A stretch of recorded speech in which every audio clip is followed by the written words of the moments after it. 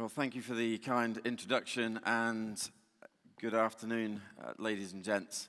It's an honor to come and speak today, and I feel slightly in awe given the caliber of the speakers who've presented before me. I'm a fairly simple helicopter doctor, so I've got lots of pictures and not a lot of clever words.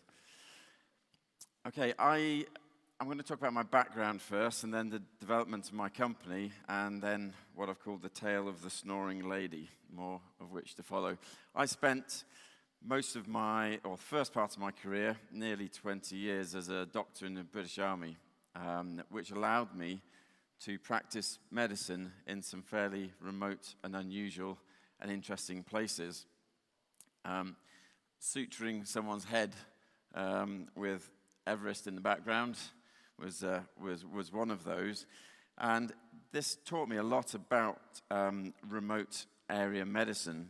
And this was someone on my rope team on the west ridge of Everest at 7,000 meters who collapsed in a dehydrated state in front of me, and it really crystallized in my mind at that moment just exactly how far I was away from help, and with very, very limited equipment, how I'd have to deal with a slightly awkward situation.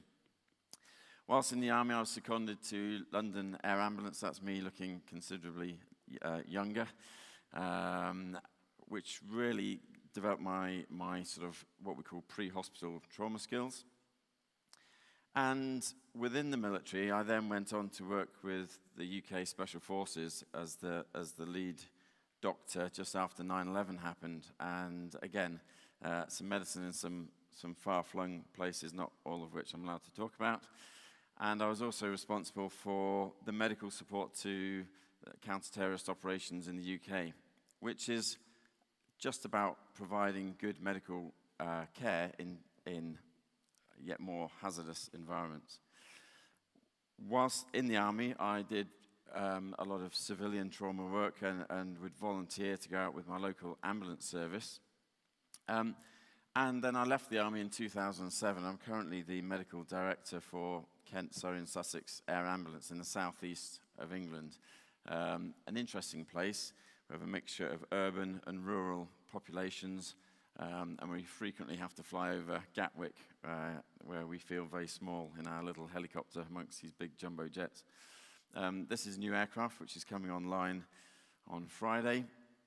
And I live in Hereford in the west part of England, the West Midlands, where I still respond for the local ambulance service. On top of that, I'm the clinical director for the UK International Search and Rescue Team, going out for earthquake response. So I was fortunate enough to go out to New Zealand, to the tsunami in Japan, and more recently to Nepal in the earthquake response. Despite all those things, I do have a little bit of spare time, and in my spare time, this is me where I'm happiest probably, in my forge as a very amateur blacksmith, making things. I like making things. You'll note the good Scandinavian brand of chainsaw that I use. I like setting things on fire. I like grinding things and making sparks from them. And I like heating up metal so it's red hot and hammering it into interesting shapes.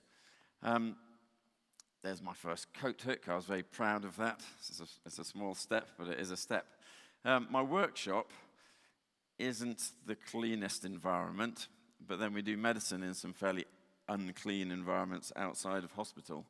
And I still maintain that some of the principles you can learn doing basic mechanics equally apply to developing medical products. Play a short video.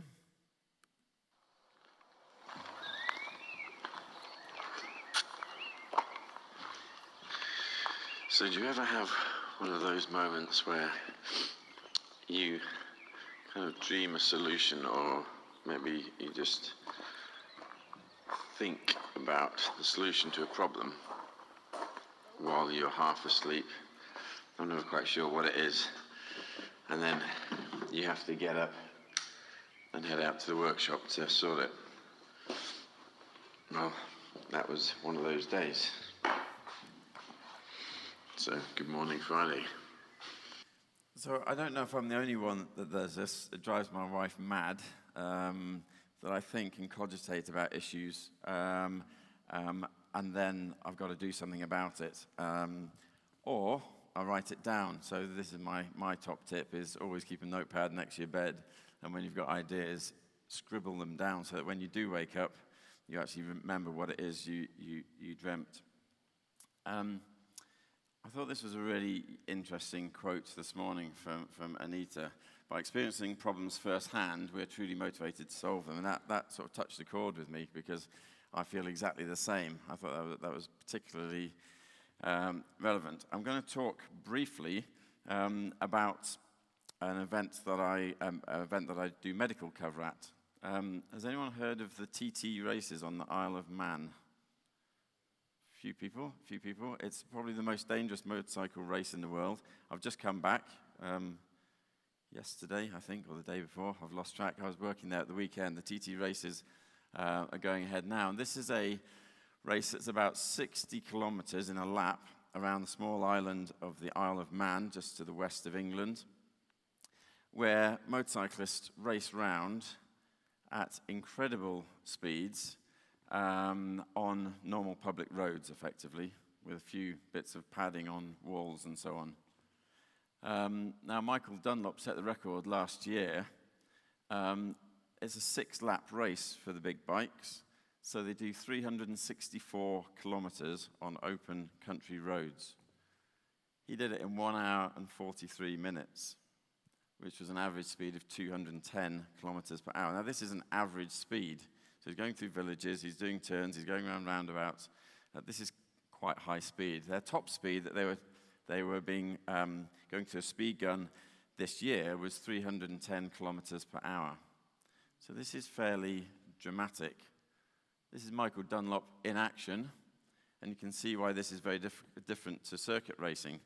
So for me, it is that thing of experiencing it, and being there doing medical cover is quite a surreal experience, because we can almost guarantee one of these guys is going to come off, and we then have work to do, which is very different to a normal ambulance service response. There are lots of things that they can hit, and they're driving through a town centre, which half an hour ago had public traffic driving along. Now, if you look closely, that's me on Saturday taking a sneaky photo of this rider coming through the middle of Douglas, the town. Just to give you just a brief idea of what it's like at that point, I'm just going to play another video.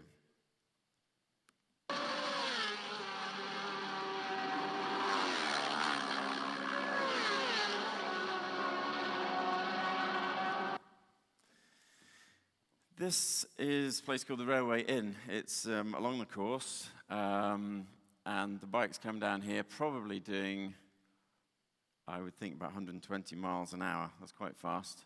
And I was covering that event in 2014 when a motorcyclist came down here, lost control, got into a sort of oscillatory movement called a tank slapper, because the handlebars are going like that, was trying to brake and just went straight into a wall, literally right next to me. This was his bike. It sort of just smashed into loads of pieces. And the rider disappeared through a hedge, literally, cartoon style, made a human-sized hole in the hedge. You can see he managed to miss the top of this stone wall and this metal post. And that experience of witnessing it firsthand really made me think about what it is when we provide trauma care. He went through and destroyed part of a garage, but we had to go and find him. Luckily, he wasn't too badly hurt. But it's not always like that. On Sunday, just after the race had finished, we went out to this motorcyclist who hit this car at very high speed. We tried to resuscitate him. Unfortunately, he died yesterday. But that led me to think, these sort of jobs lead me to think about how is it we can do better. Now, when we're not in between the practice sessions, in between the races, we get to have a lie down, enjoy the scenery. And this is the British equivalent of blue sky thinking. I call it grey sky thinking, but it's basically the same principle. It's an opportunity to reflect and think about medicine and what we do. And the military was also a similar experience in that the people I was treating generally were people I knew in my sort of social work circle. My patients I knew beforehand, and sometimes would witness being injured in front of me, and that, again, really makes you think. In fact, in 2003, I had the original idea of setting up Prometheus Medical as a company that could provide training and by people who hopefully know what they're talking about, which is fairly unique in some places, and about a company that could develop equipment where I saw capability gaps and the need for innovative equipment. Prometheus stole far from his use for man's enlightenment, man's benefit, so it sounded like a good name, and the web domain hadn't been taken, also important when you're starting a new company. And yeah, that's got no audio. That's just to show where we're based in Herefordshire. The company, I left the army in 2007, having just established the company. We grew it very organically, doing some clever bits of trading, so we didn't take any loan or external investment. We managed to do some trade fairly early up front and get some turnover going, and we were profitable. Within the first 6 months, our turnover was about £30,000 sterling. The following year, we turned over 1.1 million, and the following year, we turned over 3 million. So it was a fairly quick growth, and the focus really was developing a team of high-quality people that I could trust and depend on, that shared the same vision as me in terms of where we would go. And this is where we are today.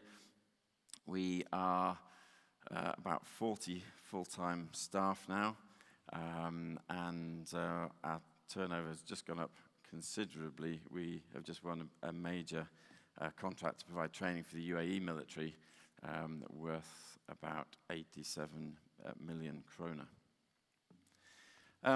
What is it we do? Well, we're about hostile environment medicine, and you'd think, yeah, this is obvious, this is the sort of soldiers on the battlefield, but there's more to it than that, because, as we've seen with recent terrorist events, these are pretty hostile places too. Search and rescue, police operations, even mountaineering, as I described before, is a hostile place when you have a casualty. And at the other end of the spectrum, if you're lucky enough to own a $200 million super yacht, but you have someone with their leg trapped in the anchor mechanism in the Maldive Islands, that's a fairly hostile place to try and do first aid when you have no support. So that's the sort of thing we try to do. We try to set ourselves apart from other companies by maintaining credibility, which is why I still work as an air ambulance doctor and surround myself by people who do likewise. Because at the end of the day, when I went to that patient and I saw a bit of our own equipment being used, I could see whether it worked, what the deficiencies were, and that adds value to the business. We develop equipment, more of which later, and I've talked about training. We provide some consultancy and governance. These are just some examples of the customers. We've got quite a diverse group of customers. It's mainly to do with the NHS, ambulance services, and the British military. We've set up a number of subsidiaries. We have an R&D company now called Delta Tech for developing our new products. We have a company called Prometheus AlphaMed, which is about doing event medical cover and actually providing medical care itself. And then we have a number of international subsidiaries which we've set up, most notably being Prometheus Medical Nordic. And there'll be another talk later in a bit more detail about that. As I said before, to me it's all about building a team of people and getting the right people involved to make a difference at scenes like this. So that when we're presented with the complexity of doing medicine in these extreme environments, we can identify the problems. When the FASO say, what we're going to do, Doc, how are we going to get this patient out? What do you want us to do next?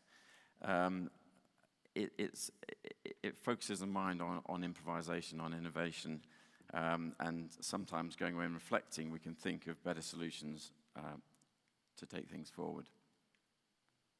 Plato said necessity is the mother of invention, and my title says sort of inventor. It probably should be sort of wannabe inventor. And there is that subtle difference between improvisation, innovation, and invention itself. Now, this would be commonplace sight in Norway. We don't often have to deliver medical care by quad bike in Surrey, but we have done it.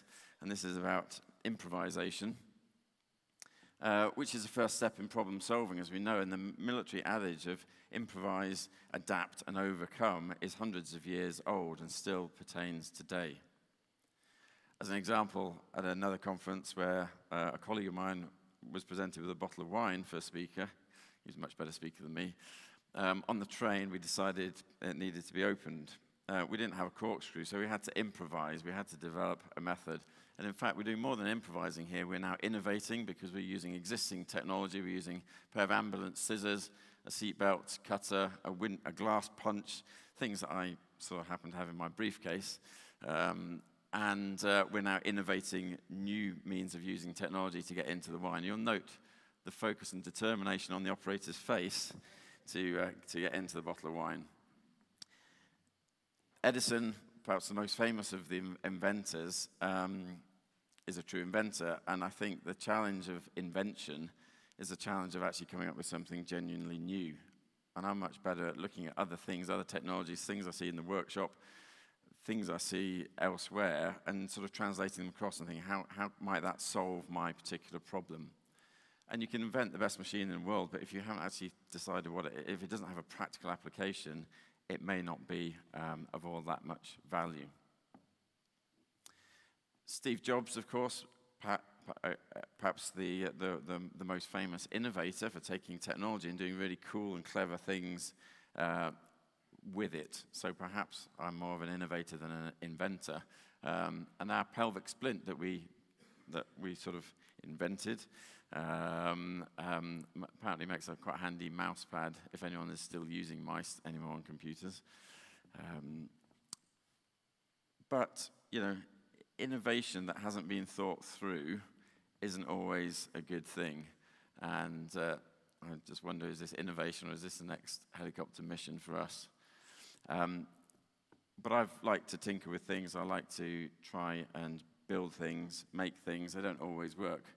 But I was presenting at a conference a year ago, and Jim Dorton, who's a sort of entrepreneur and innovator, said, widgets are not the answer to big healthcare problems.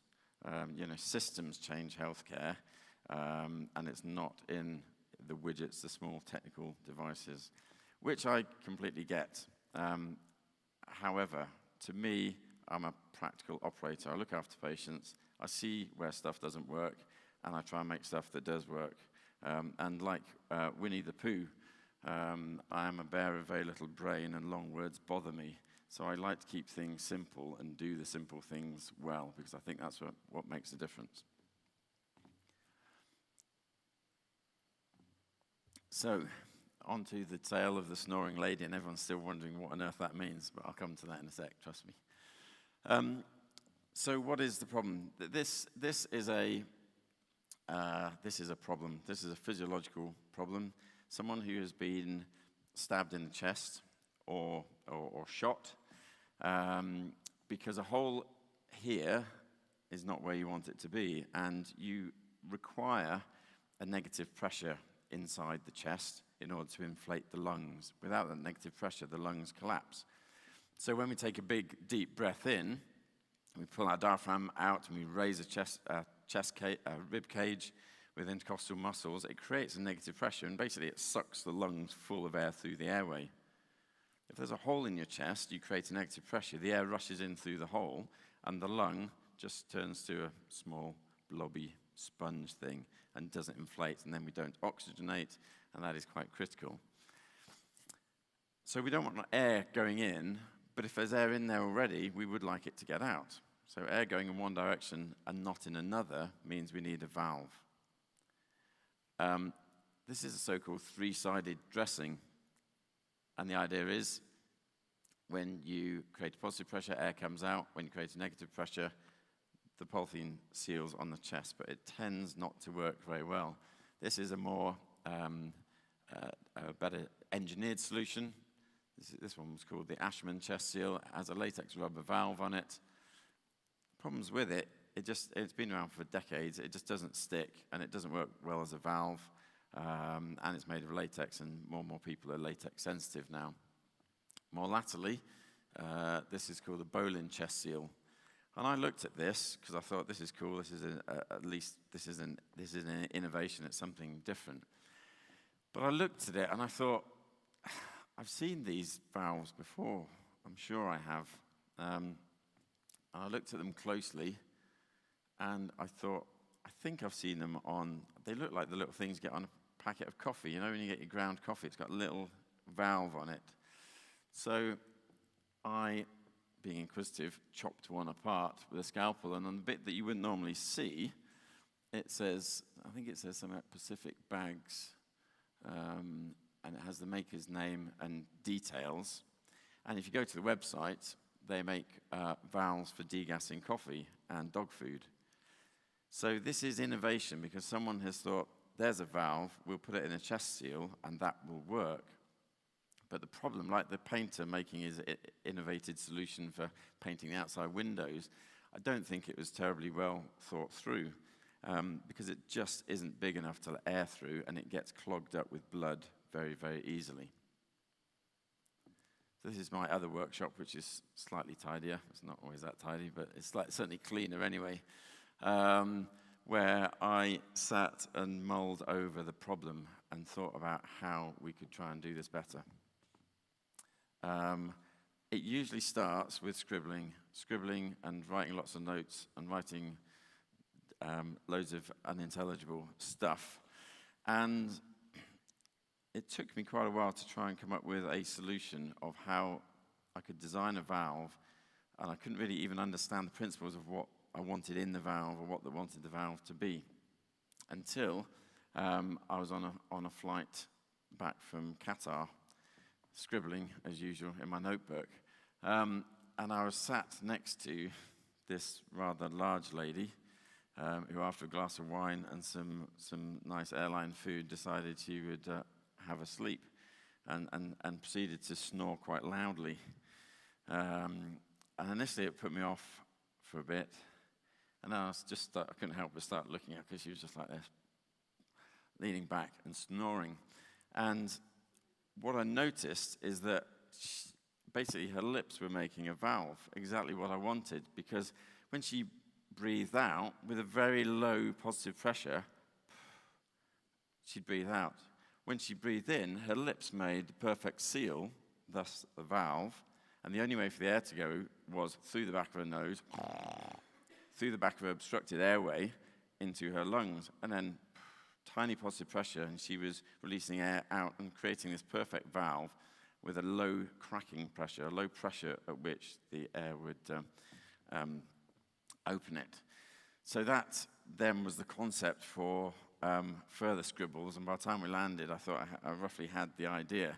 I told this to people at work, and for the next year it was known as the Snoring Lady, and I had to work quite hard not to get it branded as such.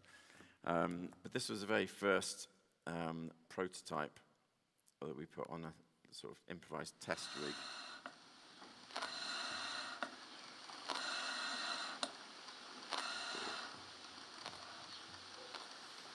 So you can see this membrane lifting with positive pressure and air coming out of, we decided to make 4 apertures here, and on negative pressure it would seal. So that was that. It has a valve designed to open with a small thing. positive pressure gradient, and with sufficient capacity to allow a high flow of air and fluid to pass through it. 4 apertures allow this to happen efficiently and with minimal risk of obstruction. On inhalation, even a small negative pressure will make the valve close. So you get that. But what does the data say? And I thought, well, we need to look at the data for all the other chest valves to compare ours to. And when I started looking at it, I saw there was no data. The other valves have been developed, the other chest seals have been developed on the basis of no evidence, no published evidence whatsoever. So it was then very difficult. We could make a box with a valve that went up and down, but how do you turn that into quantifiable data, and how do you then compare it to others? So the next step was to do a bit more innovation and design this test rig, which you call Chester, the chest seal test evaluating rig. To start with, he was just called George, because I couldn't think of a better name. So this is George. This is a set of bellows that go up and down, driven by this pump, puts air into a metal box with a hole in it, so that is the chest, with a hole in the chest wall. We can stick a seal on this, and it has a very sensitive pressure transducer, data sort of collector, goes to a laptop, records the data. And so this, we built a model basically to test, and then we could test against the competitors. This is a zero line, okay, and anything above the line is positive pressure, anything below the line is negative pressure. And this was the very, very first test, which shows with the Russell chest seal, as it's called, hardly any positive pressure is required to open it, but we can create a big negative pressure because it makes a good seal. The Asherman, it worked. The dressing doesn't stick to a patient, but it worked, but needed more of a positive pressure to open it. And the bowline that we used, the particular example actually leaked. So this allowed us to demonstrate that leakage. We developed a standardized protocol then that we could test against any other device. And we went with a 2-hour test. Each tiny spike is a breath over 2 hours. And you can see it's all as much above and below the line, indicating the lack of effectiveness of this valve. That's about as perfect as we could hope for. That is our chest seal over 2 hours, almost zero on the positive side, and big negative pressure, and it maintained performance throughout. This was suddenly meaningful. We could then use it to do other things, like the bowline says it comes supplied with filter paper to stop the coffee granules blocking it up, but the polycellulose of the paper is a very effective hemostatic agent, so it promotes the clotting pathway. So if you put a couple of drops of fresh blood on it, like for the men who've cut themselves shaving and put a bit of tissue on, it stops the bleeding very quickly. Well, if your valve is made with a tissue covering, then you don't need much blood for it to occlude completely. We could fill it. We filled ours with blood. We let it clot, and we ran the test, and it basically worked almost as well. Marginally higher positive pressure. That was me putting my finger over the hole to actually make sure the device was working, so we could prove it worked. We then got on to adhesion, and we know that the chest seal sticks very well. The hydrogel is a fantastic material that absorbs water, and it will stick on. Our patients are covered in blood. They're sweaty, they're sometimes hairy, and getting the dressing to stick was really important. And we did some various simulations and so on for the military, and they said that's fine, but what about actual blood? Because it's fine using simulants. So this is a video of how I solved that issue. So this is me, and I just took 20 mils of my own blood, so it was fresh and clottable.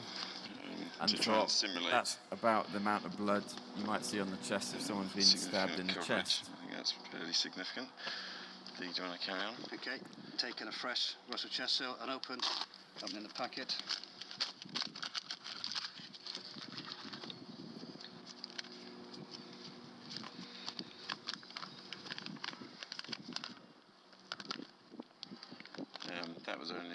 That was only 5 mils required. Let's get quite good coverage, I think.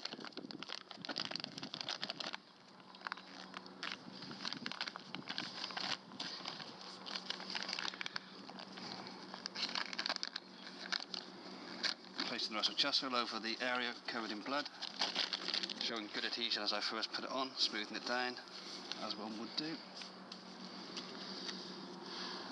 Okay. Okay, that seems to have gone on quite well. Went on very well. Okay. Okay, membrane looks okay. Now if we can lift it quite well, that doesn't want to come off. So I'm quite pleased with that. Good adhesion, it's not sliding over the skin at all. Adhering well as you apply friction. Okay, what I'll do is I'll try putting some more blood directly underneath. You can see how well that's stuck. I'll put the rest of the 5 mils in and see what happens. You can see the blood Again, it's drains really out of stuck the apertures immediately. there. You can see that the blood has come out of the lower apertures. No problem at all. So that was a useful experiment, actually, because that convinced the military that we do believe in the product and it does actually work. We created a training. This is a training video. This was a bit of innovation because we did the simulation ourselves using some silicon to make a wound. It gives you an idea of what a real patient might look like.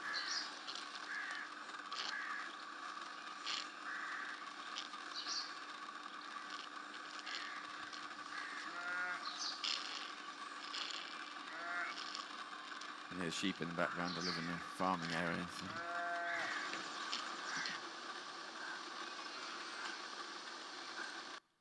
Okay, so the chest seal has been used extensively operationally in the military and extensively on the streets of London and other cities in the UK. It's carried on almost all ambulances in the UK now. And in 2015, we won a Queen's Enterprise Award for Innovation, which we're very proud of. We had His Royal Highness Duke of Kent, the Queen's cousin, about 2 months ago, come to visit us. But just a word of caution. And the word of caution is, and this is from my own experience, just beware your own ego if you're setting up your own business or you're inventing something, especially if it is successful, because if you don't be super conscious of your ego, it can get the better of you. The fact this was named after me wasn't actually my idea, but someone said it ought to be called the Russell Chest Seal, so that's danger red flag number 1. The second thing is when you have things like royal visits, you start to think it is about yourself, and it's genuinely not about yourself. It's about the team, and you might have the spark of the idea, but it's about the team around you that share that vision, that take the credit, and bringing on young people to be part of that team. This was about 3 months ago, teaching my daughter to weld. She's a teenager. But I'll put that slide up because I think it's really important. In the UK, we have a real issue with encouraging young women into engineering and science, and we feel very strongly about this and try to actively seek young female graduates as well as male graduates to develop that team going forward. And always try and do things better because, again, we've won awards for our device. We think it's great. We know it works. It's being used a lot. It doesn't mean it's the best product. It doesn't mean it solves the problem perfectly. And we should always be challenging. And particularly when you've been successful, I think it's even more of a challenge to ask yourself those critical questions and drive yourself forward as you forever try and do better. So, Prometheus Medical Nordic. Why Norway? Why Scandinavia? Why Norway? Why Stavanger? Well, there's a few reasons. I lived in Norway for 3 months in the early 90s. This was me with the British Army and thought the country was spectacular. I tried to engage in your sort of local culture and traditions with the ice-breaking drills, which was quite an interesting experience. And as time has gone on, I have worked extensively with Scandinavian medical partners at conferences, on air ambulance services. This chap here, currently with Kent Surrey Sussex Air Ambulance, is Dr. Leif Rognus from Denmark, who runs a helicopter service in Denmark, who's with us for a period of about 8 months. So I think in Scandinavia and the UK, there's actually a very shared common way of thinking about medicine and about how we deliver medicine. I think we share a similar sense of humor, which I like to see. It's the Viking ship Spare Tire. Poor guy sat on the back there. And having that sort of similar culture, I think, is really useful. Stavanger, that was the picture from this morning at breakfast. beautiful place. And I first came here more than 10 years ago to a conference and started building up contacts and relationships. The home of Lairdale, of course, of the mannequins that we use and have done so for many, many years. And the place where the food is exceptional. The only place I know where I can have 7 different types of fish for breakfast. This was my breakfast this morning. I like fish, so I love eating whenever I come to Norway and Stavanger. But it's about the people, and Dr. Niels Petter Overland, who sat in the audience, who's now the CEO of Prometheus Medical Nordic, was a like-minded individual, and I think finding other people that you can work with is so crucial. Air ambulance doctor, anaesthetist, researcher, entrepreneur was a perfect match, and that's why we've set the company up. And Niels will be talking later on a bit more about the company and some of the inventions and innovations that we're making out in our Nordic company. So in the last couple of minutes, then, just a couple of sort of final personal reflections on having been through this process. I don't have a business degree. I don't understand economics, I'll be quite honest. But these are just some simple observations for myself. Number 1, surround yourself by people who are smarter than you. And that's my trick, is to really find clever people, smart people within their fields. I would never try and fly a helicopter. I'd like to, but I don't think that would be a good idea. You bring in technical experts that help you along the way and help you with your ideas. Be a searcher. Always be looking for how you can do better. Always look for ways of improving your product, your idea, your concept, medicine, whatever field you may be in. The day you stop searching for new solutions is the day you probably should retire, because you're not going to take your organization forward. Listen to others. This comes back to ego, because it's very easy to think your way is the only way. Now, you can have a vision, and you may want others to follow and share your vision, but they will have all sorts of clever ideas about how you can achieve that. And if you don't listen to the people in the periphery, then you're missing out a huge opportunity. Where to now? Well, medicine continues to evolve. It's shaped by how we practice medicine. This is the back of my car. I didn't used to carry this kit until a few years ago, but we're now providing battlefield medicine on the streets of our cities across the whole of Europe. So we have to adapt to the environment and change and learn. Experiment, make stuff, and never be afraid of making mistakes. Again, other speakers have said that more than once today already, but we should never be afraid of making mistakes. This is a Mavic Pro. It's a fantastic drone. I'm not too bad at flying it. This incident is a result of my ego. I suddenly thought, I'm really good at flying this now. I can fly it faster, lower, and in fog, and basically crashed it into a tree. But we shouldn't be afraid of making mistakes, because if as long as you keep learning, then eventually you'll achieve a solution. This is a video just without any audio. So practice makes perfect. This is up in Highlands of Scotland. Once I'd learnt a bit better how to fly, a day in the hills with myself and my 18-year-old son on the bridge. That's just a gratuitous shot of the Scottish scenery, not dissimilar to Norway in some places. If anyone ever wants to visit, I'd thoroughly recommend. So persist with your ideas, because it is always worth it. Another quote from Winnie the Pooh. "What day is it?" asked Pooh. "It's today," squeaked Piglet. "My favourite day," said Pooh. So don't wait until tomorrow. In summary, surround yourself with smart people and listen to what they say, and beware your own ego. Always keep a notebook next to your bed. If you don't have a notebook, get up and go to the workshop and do something about it.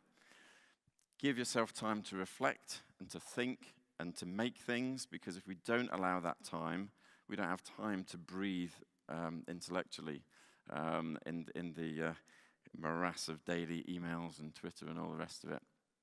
And don't wait till tomorrow. Don't put it off, because today is our favourite day. Challenge convention, and always look to improve, because your next idea might be should be better than your last one. Ladies and gents, thank you very much indeed.